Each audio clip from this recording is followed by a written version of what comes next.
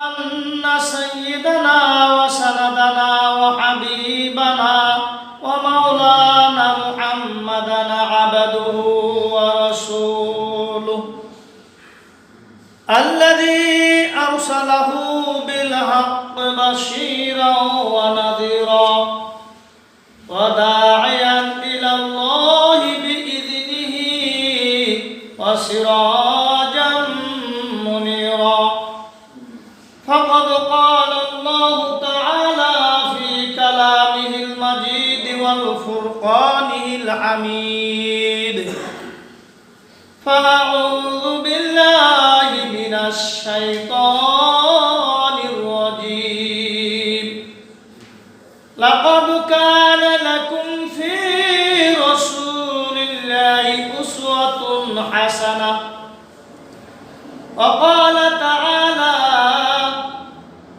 قل أطيعوا الله وأطيعوا الرسول وقال رسول الله صلى الله عليه وسلم من أحب سنتي فقد أحبني ومن أحبني كان معي في الجنة إن الله وملائكته يصلون على النبي يا أيها الذين آمنوا صلوا عليه وسلموا تسليما اللهم صل على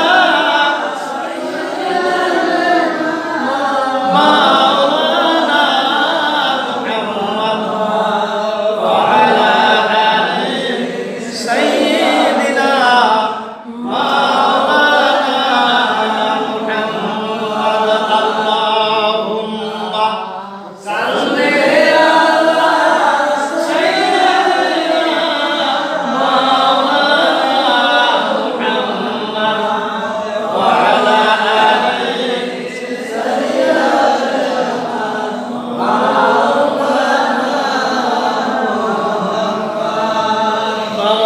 ربيع الأوال বিশ্ব নবীর আগমন যে নবীজির শুভাগমনে ধন্য হলো ত্রিভুবন আল্লাহুম্মা সাল্লি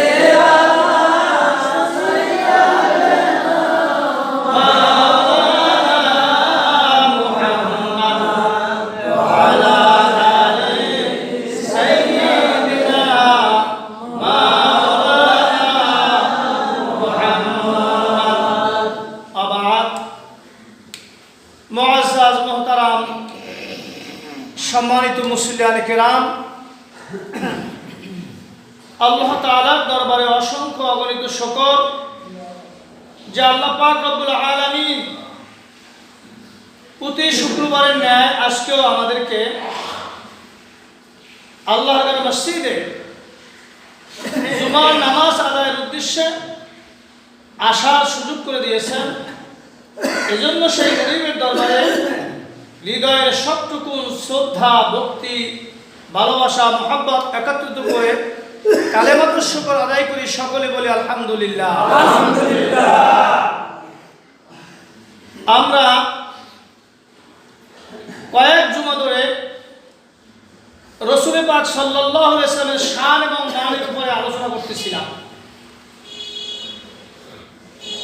যেহেতু এটা হলো রবিউল আউয়াল মাস, এই পৃথিবীতে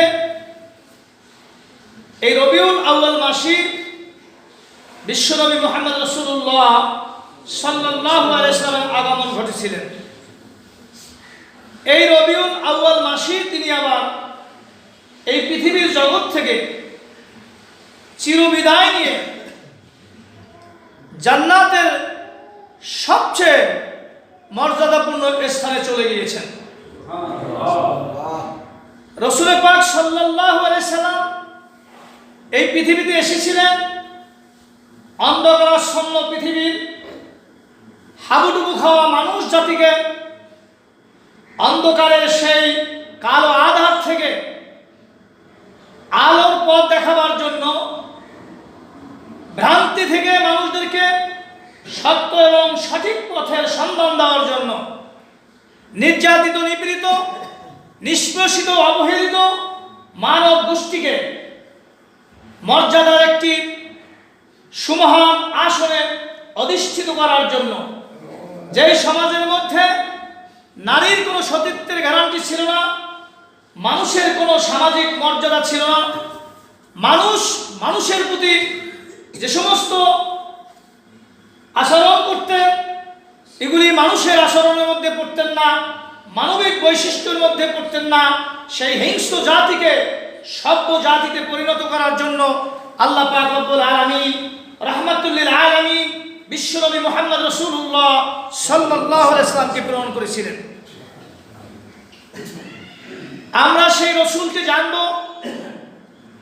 কোন উদ্দেশ্যে জানব? শুধু আমাদের জানার মধ্যে সীমাবদ্ধ রাখবো না, তার জীবন ইতিহাস থেকে আমরা শিক্ষণীয় বিষয়গুলি জেনে সে অনুযায়ী আমাদের জীবনকে আমরা গঠন করব, আমাদের সমাজকে আমরা পরিবর্তন করব, আমাদের দেশ এবং জাতির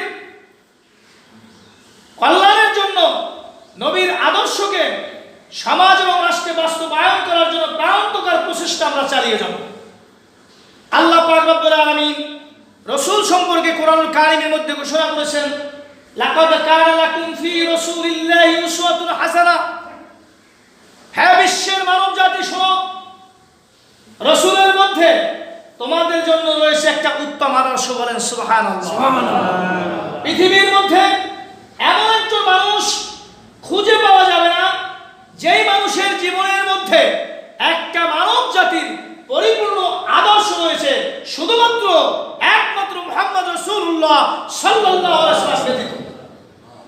আল্লাহ পাক রব্বুল আলামিন তার চারিত্রিক বৈশিষ্ট্যের, উন্নত চরিত্রের তিনি যে অধিকারী, তার সার্টিফিকেট দুনিয়ার কোনো মানুষ দেন নাই, স্বয়ং আল্লাহ নিজে দিয়েছেন।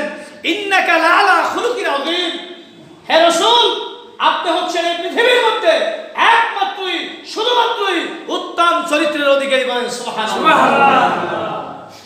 সেই নবীর আদর্শ যদি আমরা ধারণ করতে পারি, এই নবীর রেখে যাওয়া জীবন ব্যবস্থা আল কোরআনের উপরে যদি আমরা প্রতিষ্ঠিত হতে পারি, তার সুন্নাহকে জীবনের সর্বত্র যদি আমরা মেনে চলতে পারি এবং সে আলোকে যদি আমরা সমাজের মধ্যে একটি পরিবর্তন আনার চেষ্টা এবং প্রচেষ্টা করতে পারি, এই দুনিয়ার মধ্যেও আমরা সফলতার সর্বশীর্ষে বুঝতে পারবো এবং মৃত্যুর পরে আল্লাহ দেওয়া ওয়াদা কিন্তু জান্নাতের মালিক হতে পারবো। ঠিক কিনা?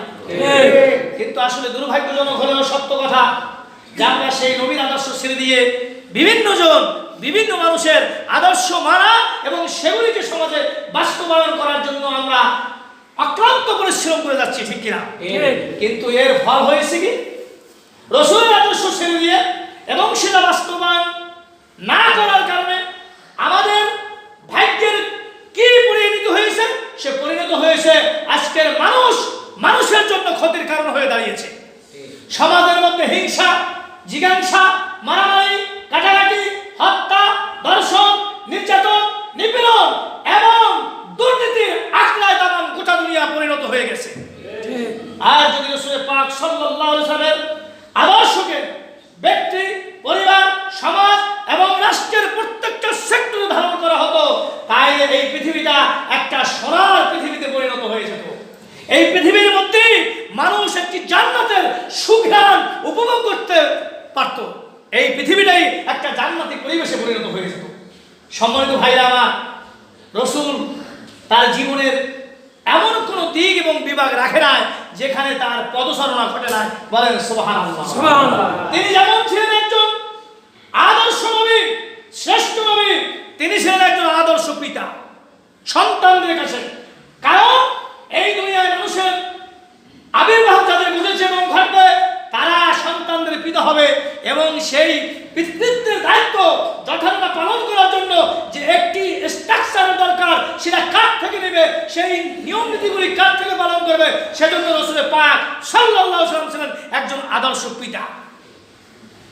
তিনি শুধু একজন আদর্শ পিতাই নয়, তিনি ছিলেন একজন আদর্শ স্বামীও। কারণ এই পৃথিবীর পুরুষ জাতি তারা বিবাহ করবে, তাদের স্ত্রীদের স্বামী দ্বারা হবে, স্ত্রীর সাথে কি ধরনের আচার ব্যবহার করতে হবে, স্ত্রীকে কেমনে ভালোবাসতে হবে, তার মর্যাদা, সামাজিক মর্যাদা কিভাবে রক্ষা করবে, এজন্য একজন আদর্শ মানবের দরকার। সেই মানবই ছিলেন মুহাম্মদ রাসূলুল্লাহ সাল্লাল্লাহু আলাইহি ওয়াসাল্লাম। শুধু তাই নয়, তিনি ছিলেন একজন আদর্শ নেতা। মক্কায় যখন 13টি বছর পর্যন্ত আল্লাহর দিনে দাওয়াত দিতে লাগলেন, মক্কার মানুষগুলি তার দাওয়াতকে সহ্য করলেন না। বিভিন্ন পর্যায়ে, বিভিন্ন রূপে, বিভিন্নভাবে রাসূলের উপর অত্যাচার এবং নির্যাতন চালাতে শুরু করলেন। আল্লাহ পাক রব্বুল আলামিনের নির্দেশের অপেক্ষায় ছিলেন। আল্লাহর নবী কি করবেন, কোন সিদ্ধান্ত গ্রহণ করবেন, এরকম একটা সময়ের অপেক্ষায় তিনি ছিলেন। মদিনার ছোট্ট শহরটাকে আল্লাহ নবীর জন্য অনুকূল পরিবেশ তৈরি করে আল্লাহ পাক রব্বুল আলামিন মক্কাকে পরিত্যাগ করে মদিনায় যাওয়ার জন্য নির্দেশ করে দিলেন। আল্লাহ রাসূল মক্কা ছেড়ে দিয়ে যখন মদিনায় চলে গেলেন, মদিনার আনসাররা রাসূলকে সাদরে গ্রহণ করলেন, রাসূলকে শ্রদ্ধা এবং সম্মানের সর্বোচ্চ আসনে বসালেন। এমনকি সেই মদিনায় ছোট্ট একটি শহর যেটা ছিল তৎকালীন সময় ইয়াসরিব, সেই ইয়াসরিবকে আল্লাহ নবী ঘোষণা দিলেন, এটা হলো আমার মদিনা, অর্থাৎ এটা আমার শহর।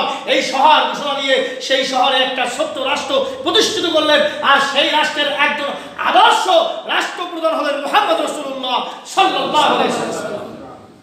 তিনি যখন আদর্শ রাষ্ট্রনায়ক হলেন, একজন আদর্শ নেতায় পরিণত হলেন, তখন বিভিন্নভাবে রাসূলের রাষ্ট্রটাকে এই জমিন থেকে চিরতরে উৎখাত করে দেওয়ার জন্য, এই জমিন থেকে নিশ্চিহ্ন করে দেওয়ার জন্য চতুর্মুখী ষড়যন্ত্র শুরু হয়ে গেলেন। আল্লাহ রাসূল সেই ষড়যন্ত্রের প্রথম বদরের যুদ্ধ সংগঠিত হলো। আল্লাহ রাসূল সংখ্যায় বেশি নয়, সামান্য সংখ্যক মানুষ, অর্থাৎ 313 জন মানুষ নিয়ে, 313 জন পরীক্ষিত লোক নিয়ে, রাসূলের সাহাবীদেরকে নিয়ে তিনি ময়দানে যখন ঝাঁপিয়ে পড়লেন, রাসূলের এই 313 জন পরীক্ষিত যোদ্ধার কাছে আরবের প্রশিক্ষিত একটা বিশাল বাহিনী পরাজয় বরণ করে লজ্জা এবং ঘৃণা নিয়ে পালাতে বাধ্য হলো। আল্লাহ পাক রব্বুল আলামিনের এই সাহায্য এবং রাসূলের অবিচল এবং অগাধ বিশ্বাস তাকে বিজয়ের দ্বার প্রান্তে নিয়ে গেল। এরকম ধাপে ধাপে ধাপে ধাপে করতে করতে মক্কা থেকে মদিনায় পর্যন্ত বিনা যুদ্ধে, বিনা রক্তপাতে মক্কা ও আল্লাহ রাসূল বিজয় অর্জন করে ফেললেন। সুবহানাল্লাহ। আরো বিশ্বের মধ্যে কোরআনের শাসন প্রতিষ্ঠিত হয়ে গেল। কালেমা খচিত পতাকা আরব বিশ্বে পথ পথ করে উঠতে লাগলো। সমস্ত মুসলিম অমুসলিম নির্বিশেষে সকলে শান্তিতে স্বস্তিতে সেই আরব মরুভূমির মধ্যে রাসূলের নেতৃত্বের মধ্যে তারা শান্তির একটা নিঃশ্বাস ছাড়ার মতো পরিবেশ এবং পরিস্থিতি খুঁজে পেলেন। বলেন সুবহানাল্লাহ।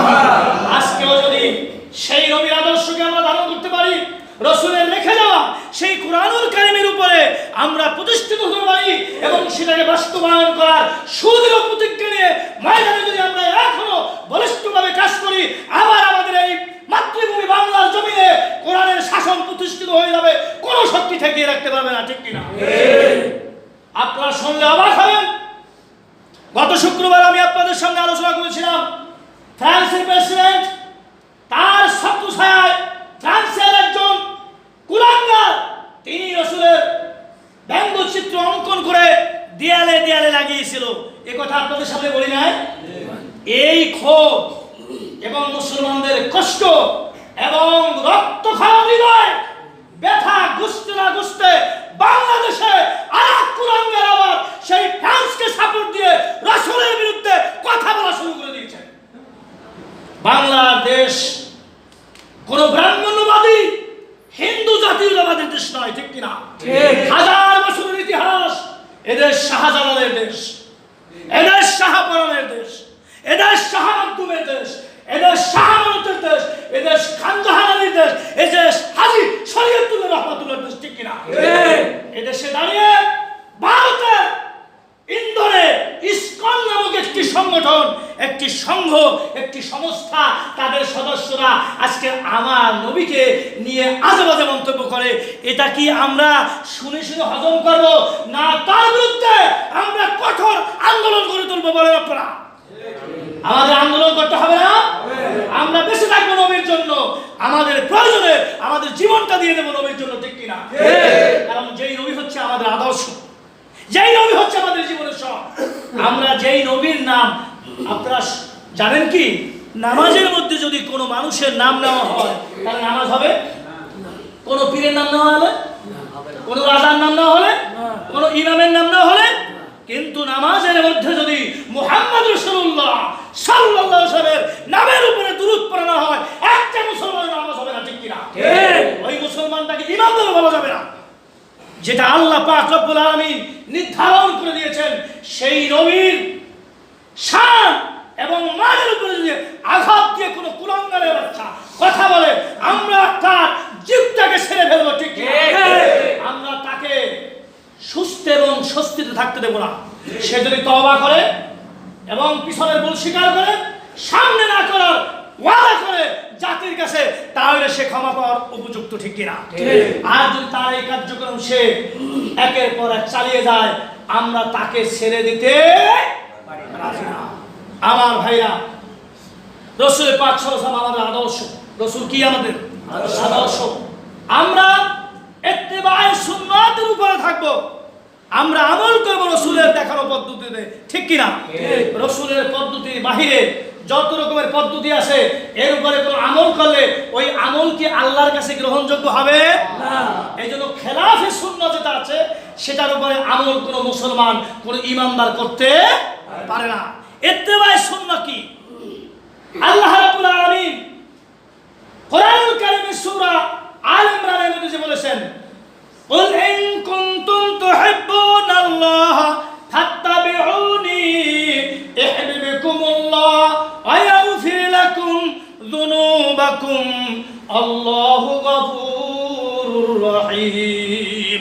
হে নবী, আপনি বলে দিন, ইন কুনতুম তুহিব্বুন আল্লাহ, তোমরা যদি আল্লাহর সাথে বন্ধুত্ব সৃষ্টি করতে চাও, আল্লাহর ভালোবাসায় তোমাদের জীবনকে যদি ধন্য করতে চাও, তাহলে কি করবে? ফাত্তাবিউনি ইহবিবকুমুল্লাহ। বলেন সুবহানাল্লাহ। আল্লাহ রাসূল বলে দিলেন, ফাত্তাবিউনি, আমার ইত্তেবা করো, আমার অনুসরণ করো। আমি যেভাবে তোমাদেরকে চলতে বলেছি ওভাবে চলো, আমি যেভাবে তোমাদেরকে ইবাদত বন্দেগী করতে বলেছি ওভাবে করো, আমি যেভাবে নামাজ আদায় করেছি তদ্রূপ নিয়মে নামাজ আদায় করো, আমি যেভাবে সিয়াম পালন করেছি সেভাবে সিয়াম পালন করো, আমি যেভাবে হজ পালন করেছি সেভাবে হজ করো, আমি যেভাবে সমাজ পরিচালনা করেছি সেভাবে সমাজ চালাও, আমি যেভাবে পরিবার পরিচালনা করেছি সেভাবে পরিবার পরিচালনা চালাও, আমি যেভাবে ব্যবসা বাণিজ্য করেছি সেভাবে ব্যবসা বাণিজ্য করো। অর্থাৎ তোমার গোটা জিন্দেগীর সমস্ত কার্যক্রমগুলি সম্পাদন করা আমার দেখানো পদ্ধতিতে। বলেন সুবহানাল্লাহ। তাহলে কি হবে? ইহবিবকুমুল্লাহ, আল্লাহর সাথে তোমাদের বন্ধুত্ব হয়ে যাবে। আর বন্ধুত্ব হয় শেষ নয়, আয়াগফির লাকুম যুনুবাকুম আল্লাহু গফুরুর রহিম। তোমাদের অতীত জীবনের যত ভুল ভ্রান্তি আছে, যত গুনাহ আছে, যত সাইয়্যাত আছে, আমি আল্লাহ চিরতরে সব ক্ষমা করে দেব। আর আমি হচ্ছি একমাত্র ক্ষমাকারী। বলেন সুবহানাল্লাহ। আমার ভাইরা, এই জন্য রাসূল যা নিয়ে এসেছে সবটাই আমাদের মানতে হবে, ঠিক কিনা? শুধুমাত্র মসজিদে আসলে রাসূলের দেখানো পদ্ধতিতে সালাত আদায় করলেই হবে না। মসজিদ থেকে বের হওয়ার পর আমার জীবনের অন্যান্য যে সেক্টরগুলি রয়েছে, যে জায়গাগুলি রয়েছে, যে কর্মস্থলগুলি রয়েছে, সেখানেও কি নবী কি লাগবে না? লাগবে। নবীকে সেখানে কাজে না লাগাবার কারণেই তো আজকের সমাজের মধ্যে অশান্তি, ঠিক কিনা? মারামারি, কাটাকাটি, ঝগড়া, ফ্যাসাদ, হত্যা, জিজ্ঞাসা, দুর্নীতি, তারপরে নেশা।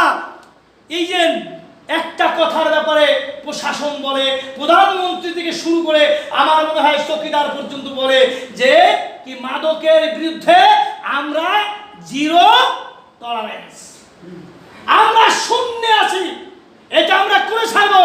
কিন্তু বলেন তো, এই বাংলাদেশেও পুলিশ প্রশাসনের সর্বোচ্চ কর্মকর্তার গাড়িতেও কোটি কোটি টাকার মাদক পাওয়া গেছে, ঠিক কিনা?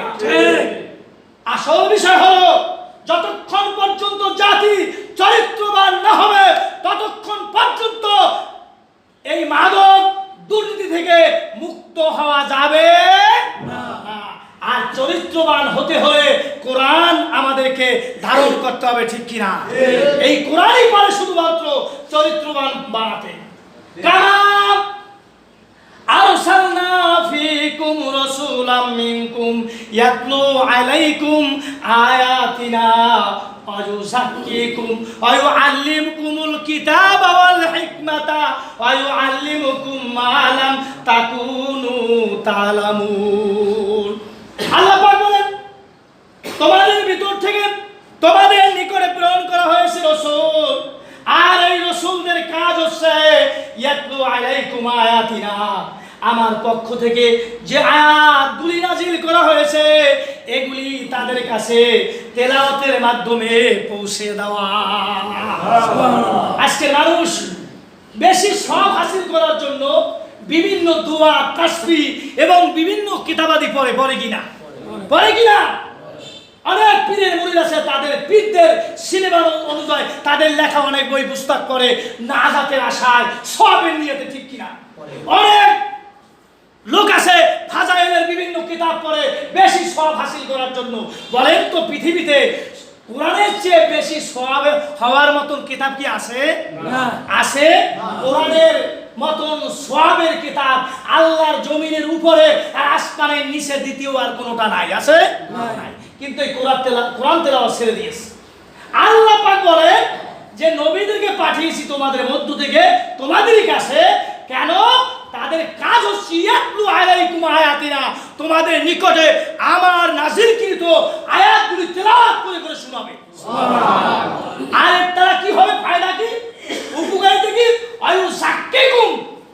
এই তেলাওয়াত কিন্তু কোরআনের তেলাওয়াতের মাধ্যমে এই মানুষ জানতে পারবে কোনটা কুফর আর কোনটা তাওহীদ, কোনটা হক, কোনটা বাতিল, কোনটা শিরক, কোনটা গায়রে শিরক, কোনটা অন্যায়, কোনটা ন্যায়, কোনটা করা যাবে, কোনটা করা যাবে না, এই বিষয়গুলি যখন স্পষ্ট হয়ে যাবে, ক্লিয়ার হয়ে যাবে, তখন মানুষ আয়ুযাক্কিকুম, ওই অপবিত্র মানুষগুলি তখন পবিত্র হয়ে যাবে। সুবহানাল্লাহ। পবিত্র হয়ে যাবে। তাসকিয়ায়ে নফস, পীরদের একটা সবক আছে, তাসকিয়ায়ে নফস, আত্মশুদ্ধি, সুবিদর্শনের একটা কথা। কিন্তু এটা হলো কোরআনের কথা। এটা কোথার কথা? কিসের সুবিদর্শন? সুবিদর্শন যদি আত্মশুদ্ধির মূল বিষয়বস্তু হতো তাহলে লালন আর লালন গীতি প্রেমীরা এদেশের মধ্যে সবচেয়ে বড় ওলি আল্লাহ হয়ে যেত, ঠিক কিনা? কিন্তু একটাও কি গাঁজা ছাড়তে পারছে না? মনে মনে গাঁজা খায়। এই সুবিদর্শন যদি নাজাতের কোনো পথ হতো তাইলে সেই বেলতুলির ল্যাংটার মুরিদরাই এক নম্বরে জান্নাতে যাওয়ার কথা, ঠিক কিনা? কিন্তু একটার মধ্যে নামাজ আছে, শরীরের পাশে খারাপ যায়, খাটাসের গন্ধ আসে শরীর দেয়া, লাল একটা গামছা গলায় দিয়া তারপরে ঘুরে আর মনে করে আমরা সুফি দর্শনের সর্ব উচ্চে আছি, সর্বশীর্ষে আছি। তারা ওখানে করে কি? মনে মনে গাঁজা খায় আর নারী পুরুষ সম্মিলিতভাবে উল্টা পাল্টা কাজ করে, ঠিক কিনা? কিন্তু তাসকিয়ায়ে নফস এটা নয়। আপনি এই কলমের শুদ্ধি ঘটাবেন, আপনি আত্মশুদ্ধি যদি ঘটাতে চান কোরআনের কাছে যেতে হবে, কোরআন থেকে শিক্ষা গ্রহণ করতে হবে, ঠিক কিনা? আয়ুযাক্কিকুম, আল্লাহ নবীদেরকে আল্লাহ দায়িত্ব দিয়েছে তোমরা আমার আয়াতের তেলাওয়াত করো মানুষের কাছে, আর মানুষগুলি আত্মশুদ্ধ হয়ে যাবে, আত্মপরিষ্কার হয়ে যাবে, তারা ভালো মানুষে পরিণত হয়ে যাবে। সুবহানাল্লাহ। তার বাস্তব প্রমাণ কি জানেন? বাস্তব প্রমাণ হলো ওমর রাদিয়াল্লাহু আনহু রওনা দিয়েছে মুহাম্মদ সাল্লাল্লাহু আলাইহি ওয়াসাল্লাম হত্যা করার জন্য। পথে মধ্যে যখন জানতে পারলেন তার বোন ভগ্নিপতি ইসলামের ছায়াতলে আশ্রয় নিয়েছেন, বলেন সুবহানাল্লাহ, তার মোটিভটা ঘুরে গেল। তার মোটিভ ঘুরে যাওয়ার পরে সে চলে গেলেন আল্লাহ নবীর ঘরের দিকে যাওয়ার থেকে ফিরে বোন ভগ্নিপতির ঘরে গেলেন। সেখানে গিয়ে যা ঘটলো আপনারা তো অনেকেই জানেন, সব ঘটনাই তো জানেন, পুরানো ইতিহাস। কিন্তু সে গিয়ে যখন কোরআনের তেলাওয়াত শুনতে পেলেন, কোরআনের সেই খণ্ডিত কাগজের টুকরো যখন হাতে পেলেন আর যখন তেলাওয়াত তিনি করলেন, তার হৃদয়ের মধ্যে ঈমানের একটা ঢেউ শুরু হয়ে গেল, ঠিক কিনা? তিনি বাধ্য হলেন এই আল্লাহ রাসূলের কাছে আত্মসমর্পণ করতে। ঈমান গ্রহণ করতে, তাহলে তাকে কোরআন কোথায় নিয়ে গেল? যে হালাত থেকে তাকে নিয়ে গেল কোথায়? আলোর দিকে, নূরের দিকে, জ্যোতির দিকে নিয়ে গেল। তিনি অজ্ঞতার সেই অতল গহ্বর থেকে মুক্তি পেয়ে আলোর দিশারি হয়ে গেলে শুধু নিজেই আলো পায় না, তিনি সারা আরব বিশ্বে আলো বিতরণ করতে শুরু করে দিলেন। বলেন সুবহানাল্লাহ। কোরআন কি পারে? একটা নাপাক মানুষকে পবিত্র করতে পারে।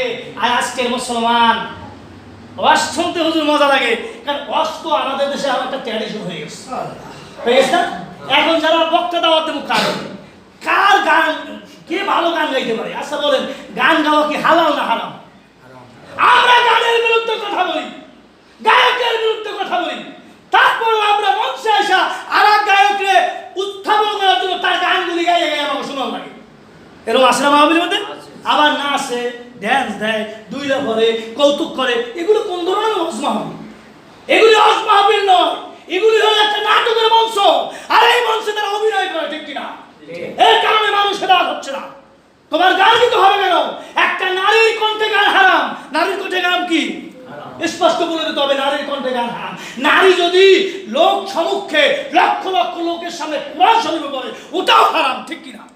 ঠিক কিনা? কোরআন পড়া কি গুনাহ নাকি? না সব। তাই বলে নারী কি সব জায়গায় কোরআন পড়তে পারবে? নারী ঘরের মধ্যে কোরআন পড়বে, সে তার কোরআন পড়ার আওয়াজ বিন পুরুষে শুনতে পারবে না। তাহলে এই যে থাকে শরীয়তের মাপকাঠি, সেখানে একটা নারী গান গাইলো, ওই গানটা আবার মানুষের আমার শোনা লাগবে। কারণ আমার শোনা লাগবে, আমি স্পষ্ট বলে দেব, আল্লাহ রাসূল বলেছেন নারী কণ্ঠে গান গাওয়া হারাম। যেই গানের মধ্যে অশ্লীল কথা থাকে, যেই গানের মধ্যে যৌন সুশ্রীমূলক কথা থাকে, ওই গান নারী পুরুষ উভয় কণ্ঠে গাওয়া হারাম। কথা বুঝাইতে পারছি? হারাম। যেই গানের মধ্যে যদি কথা ভালো হয়, তার মধ্যে যদি আল্লাহ রাসূলের নিষিদ্ধ কোনো বাজনা থাকে, ওই বাজনা এবং গান উভয়টাই হারাম, ঠিক কিনা? তাহলে এই কথাগুলি বলতে গিয়ে আমার গান গাইয়ে শোনা লাগবে। আমার অনেকে কয় মাহফিল দাওয়াত দেয়, কয় হুজুর দুই একটা গান টান তো গাইলেন না। আমি তো গান শিখি নাই, আমি গান শিক্ষা করার জন্য মাদ্রাসায় যাই নাই। আমি মাদ্রাসায় গিয়েছি কোরআন শিখতে, মাদ্রাসায় গিয়েছি হাদিস শিখতে, মাদ্রাসায় গিয়েছি ফিকহ শিখতে, মাসালা মাসাইল শিখতে, জাতিকে জাহান্নাম থেকে বাঁচানোর জন্য দুইটা কথা মানুষের কাছে পৌঁছে দেওয়ার, দায়িত্ব নেওয়ার জন্য আমি মাদ্রাসায় গিয়েছি। আমি গান শিখতে যাই না, ঠিক কিনা? আমি গান গাবো কেন? গান গাইলে তো আমি বয়াতি হয়ে যেতাম নাকি? বয়াতি হওয়া কি বেশি একটা ব্যাপার নাকি? কোরআন শরীফ, এত বড় কোরআন শরীফ, এর তাফসীর পড়া, বড় বড় ফিকহ কিতাবগুলি পড়া, সিয়াসত হাদিসগুলি পড়া, এগুলি কঠিন না ওই একটা সটি গানের বই পড়া কঠিন? ওটা তো 15-20 দিনের মধ্যে মুখস্থ করে পড়া যায়। কিন্তু কেন? এটা আমার দরকার কি? এটা তোমার ইসলামে না। রাসূলের পাক সূরা লোকমানের ভূমিকার মধ্যে আপনারা দেখবেন, এই সূরাটা নাজিল হওয়ার প্রেক্ষাপটটা দেখবেন, সেখানে কেন এই সূরা নাজিল হয়েছে, এখানে লাহওয়াল হাদিস নামে একটা কথা সেখানে এসেছে। সেটা হলো এই কোরআনকে এই জমিনের মধ্যে যেন প্রসার এবং প্রসার করতে না পারে, এজন্য তখনকার সময় কোরআন বিরোধী শক্তি কিছু গায়িকাদেরকে টাকা দিয়ে, ভাড়া দিয়ে, আইনা তাদের দিয়ে গান গাওয়া যুবকদেরকে জড়ো করত এবং কোরআন থেকে তাদের মোটিভটা অন্যদিকে ঘুরাই দিত। সে কথা আল্লাহ কোরআনে বলেছে, যেই গানের বিরুদ্ধে আল্লাহ ছিলেন, আল্লাহ রাসূল ছিলেন, আজকের একদল লোক নবীর অনুসরণ করতে চায়, নবীর জন্য জীবন দিতে চায়, মুখ দেখায়, কিন্তু তারা আবার গানে যাইও সুখের বাণী ফেলায়, ঠিক কিনা? ওয়াজমা হবে এই লোকে পাওয়া যায় না, বয়াতির গানে লোকের অভাব হয় না। এটা কোথায় পেয়েছেন আপনি? এটা ইত্তেবাই সুন্নাহ নয়, এটা খেলাফে সুন্নাহ, এটা বিদআত, এটা কোনো কোনো ক্ষেত্রে কুফরিও হয়। গানের মধ্যে এমন কিছু কলি আছে যা শোনা এবং বলা উভয়টাই কুফরি, উভয়টাই কুফরি। আমরা না জানার কারণে, না বোঝার কারণে এই অন্যায় কাজগুলির মধ্যে লিপ্ত হই। বন্ধুরা আমার, আপনাদের হাতে পায়ে ধরে আমি বলি, আমাদের আগে জানতে হবে। আমাদের আগে কি করতে হবে? জানতে হবে। ঈমান আনার আগে ঈমান কি জিনিস এইটা জানা হলো ফরজ। কথা আমার বুঝে আসছে? আমাদের দেশে পাইকারি দরে ঈমান আনে। আমাদের দেশে আমি বুঝি না, আমি কোরআন হাদিস যতটুকু অধ্যয়ন করেছি তাতে আমি দেখি সর্বপ্রথম যে কাজটা করতে হবে সেটা হলো মানুষকে তাওহীদের দাওয়াত দিতে হবে। কিসের দাওয়াত? তাওহীদের, আল্লাহর একাত্মবাদটা বুঝাতে হবে। আল্লাহর উলুহিয়াত বুঝাতে হবে, আল্লাহর রুবুবিয়াত বুঝাতে হবে। আর এই উলুহিয়াত রুবুবিয়াতের বিপরীত হচ্ছে শিরক। এই শিরক সম্পর্কে মানুষদেরকে একটা ক্লিয়ার ধারণা দিতে হবে। এটাই করেছিলেন নবীরা, এটাই করেছিলেন নবীরা। কিন্তু সেই কাজটা আমরা না করে আমরা খাই পাইকারি দরে টাইমে লই আর নামাজ যান, আর নামাজ যান। ও ইমান জীবনে মানে না, ও নামাজ পড়ে কথা বলেই গেছে। ইমান জিজ্ঞেস করবেন, বলতেই পারে না। তাহলে আগে তাকে ইমান শেখাতে হবে না? আমি একটা স্কুলে ভর্তি হব, আমি কোন স্কুলে ভর্তি হওয়ার উপযুক্ত এটা আমার আগে জানতে হবে না? আগে প্রাইমারিতে হব না হাই স্কুলে হব না কলেজে হব না ভার্সিটিতে হব, আমার তো সেই যোগ্যতা যাচাই করতে হবে আগে। আমার প্রথম হচ্ছে প্রাইমারি কাজ হচ্ছে আমার ইমান সম্পর্কে জানা। ইমাম গাজ্জালী রহমাতুল্লাহ আলাইহি তার তাবলীগে দ্বীন কিতাবের মধ্যে লিখেছে, একজন পিতা এবং মাতার প্রথম যে দায়িত্বটা সন্তানের জন্য সেটা হলো, সন্তান যদি বালেগা হয় তাহলে সর্বপ্রথম তাকে দুটি কালেমা তার অর্থ এবং মর্ম সহ বুঝাইয়া তাকে শিক্ষা দেওয়া, তাকে শিক্ষা দেওয়া যে কালেমায়ে তাইয়্যিবা এবং কালেমায়ে শাহাদাত, এই দুইটা কালেমা এটার অর্থ এবং মর্ম আরবিতে তো মুখস্থ করবি, তারপরে এই দুইটার অর্থ এবং মর্ম এটা বুঝাতে হবে। আর যদি একজন পাক্কা ইমানদার নামাজি নামাজ তাহাজ্জুদ পড়ে, যদি জিজ্ঞেস করা হয় কালেমায়ে তাইয়্যিবার মর্মটা একটু বলেন তো, কালেমা তাইয়্যিবার মর্ম কি, অর্থটা বলেন তো, অর্থ তো হুজুর পারি না। তাহলে আমি কি শিখলাম? আমি কি ঈমান আনলাম? কার প্রতি ঈমান আনলাম? আমার আল্লাহ কে? এই আল্লাহর স্বরূপ কি? এ সম্পর্কে আমার ধারণা থাকতে হবে না? অনেকে ধারণা করে। একদিন আমার সামনে কিছু লোকে আলোচনা করতেছে যে যেই আল্লাহ সেই রাসূল, যেই আল্লাহ সেই রাসূল। কথাটা কি সঠিক না? কথা ভুল না, শুধু ভুল না, এটা শিরক। এটা কি? আল্লাহ হচ্ছেন খালেক। আল্লাহ কি? খালেক, স্রষ্টা। আর রাসূল কি? মাখলুক, তিনি সৃষ্টি। রাসূলের মধ্যে আল্লাহর মধ্যে পার্থক্য কেমন? এই জমিনটা আর আসমানটার মধ্যে যেরকম থাকা, আল্লাহর মধ্যে নবীর মধ্যে এতটা দূরত্ব। আল্লাহ হচ্ছেন খালেক, রাসূল হচ্ছেন মাখলুক। রাসূলকে আল্লাহ, রাসূল শব্দের অর্থই তো প্রেরিত। আল্লাহ দুনিয়ার মানুষকে হেদায়েত কিভাবে করবে, হেদায়েতের পথে কিভাবে আনবে, সঠিক পথটা কেমনে জানবে, এটা বুঝাবার জন্য রাসূলদেরকে পাঠানো হয়। এটাই তো রাসূলদের কাজ। তাই বলে তো রাসূলরা আল্লাহ না। কারণ অতি ভক্তি ভালো নয়। বেশি ভক্তি করে ইহুদিরা আজকের কি হয়ে গেছে? ধ্বংস হয়ে গেছে। আবার খ্রিস্টানরাও গোমরা হয়ে গেছে। কারণ খ্রিস্টানরা ঈসা নবীকে তারা আল্লাহর পুত্র মনে করে, করে কিনা? ইহুদিরা উযায়রকে আল্লাহর পুত্র মনে করে। তারা তাদের বুজুর্গদেরকে, তাদের কবরগুলিকে তারা পূজা করে, সেখানে উপাসনা করে, তাদের কাছে দিয়ে তারা বিভিন্ন কিছু চায়। আমাদের মুসলমানদের মধ্যে এরকম একজাত আছে কিনা? আছে। কবরের কাছে সেজদা দেয়। ইমানটাকে বিক্রি করে দিল, ইমানটাকে ধ্বংস করে দিল।